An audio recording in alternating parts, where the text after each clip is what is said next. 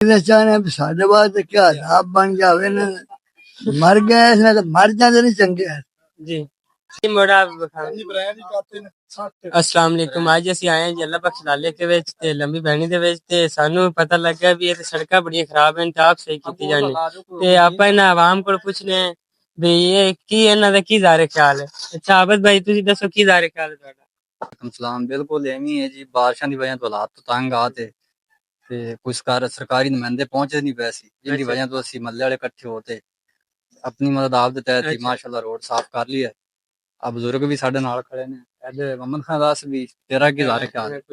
ਮੁਹੰਮਦ ਖਾਨ ਤੁਹਾਡਾ ਕੀ ਖਿਆਲ अस्सलाम वालेकुम जी ਵਾਲੇਕੁਮ ਸਲਾਮ ਅਸੀਂ ਜੀ ਅੱਗੇ ਬੜੇ ਪਰੇਸ਼ਾਨ ਹੈਗੇ ਆ ਸਾਡਾ ਰਸਤਾ ਸਾਰਾ ਹੀ ਖਰਾਬ ਹੈਗਾ ਹੈ ਲੱਗਣ ਟੱਪਣ ਦੀ ਸਾਨੂੰ ਕੋਈ ਗਲੀ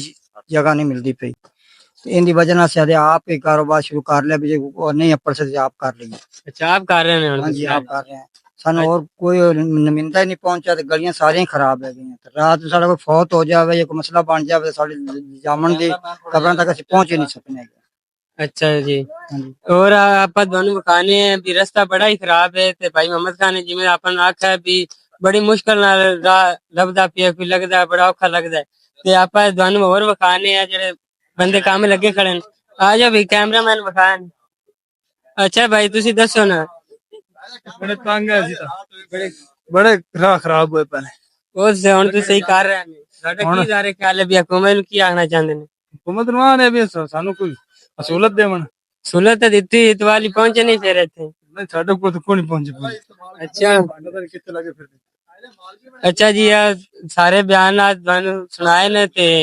इन्हां कोल फिर पुछने एक बारी और भी इन्हां दा हुण की ज़ारे ख्याल दसो ਸਾਡੀ ਇਹ ਹੀ ਅਪੀਲ ਹੈਗੀ ਵੀ ਜਿਹੜਾ ਨਾ ਸਾਡੇ ਰੋਡ ਠੀਕ ਕੀਤੇ ਜਾਵਣ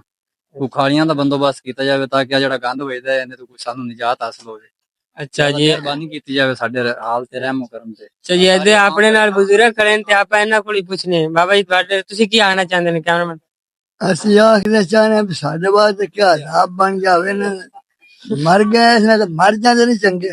जी ਸਾਡੀ ਜ਼ਿੰਦਗੀ ਖਰਾਬ ਹੋਈ ਕੋਈ ਸਾਨੂੰ ਕਿਸੇ ਤਰ੍ਹਾਂ ਦੀ ਕੋਈ ਸਹੂਲਤ ਕੋ ਨਹੀਂ अच्छा जी आपा बाबे जी दा बयान कीता है ते इन्हां भी आख्या भी असीं ना बड़े ही तंग हैगे हैं रोड दी बारिश आई है ते रोड तो लगा नहीं जांदा पिया ते इस वजह तो असीं आप ही सफाई कीती जाने ते इधर फोकस कराने बड़ा ही चिक्कड़ इत्थे पिया ते हुण आप ही लगे खड़े न ते ये दरख्वास्त है इन्हां दी कोई इंतजामिया नहीं पहुंच रहा